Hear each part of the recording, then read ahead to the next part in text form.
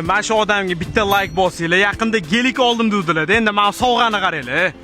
Yuqsin degan ukam. Tabriklasam bo'laveradimi, aka? Tabriklasam bo'ladi. Mana shu jinnisi-yu bu. Bismillah. Bu mashinani nima olib keldim, bilasan? Chempionimizning nomidan ko'rmanasiga 4 ta ballonni muxlislarga hadya qilgani olib keldim. Ishonch oldirib qo'yibsiz-da, 4 ta taylab turdilar. 4 ta masofa ballonni o'ziga toqdi birinchi navbatda, ko'rishinglar mumkin. Yangi 19 masofa ballonni qo'yibdilar. Yumshoq, ana yangichasidan bu bilasizmi? Premium zavodda chiqqanidan. To'xta bitta narsa. Nimaga bu mashinaga bu ballon qo'yildi, bilasanmi? Nimaga? Mana Bahodir Jalolov kelib o'zini qo'llari bilan ballon taqdi-yu, sportchilar bir-biri bilan muloqotda-yu, yumshoqligini bilgandan keyin bu ham shu ballonni qo'yishga ahd qildi. Uni buni qo'y, xalqni o'ylagan, muxlislarimizga ballonni beraylik mana shuni. Kimni mashinasi o'zi bu? Top kimliginiga? Abbos Fayzulla.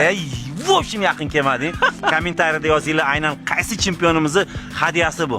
Ballonni yutib olish uchun kommentariyada qancha ko'p bir raqamini qoldirsangiz, yutib olishingiz oson bo'ladi. Yurechani tirs-tirs bosib qizartirib qo'yishni unutmang.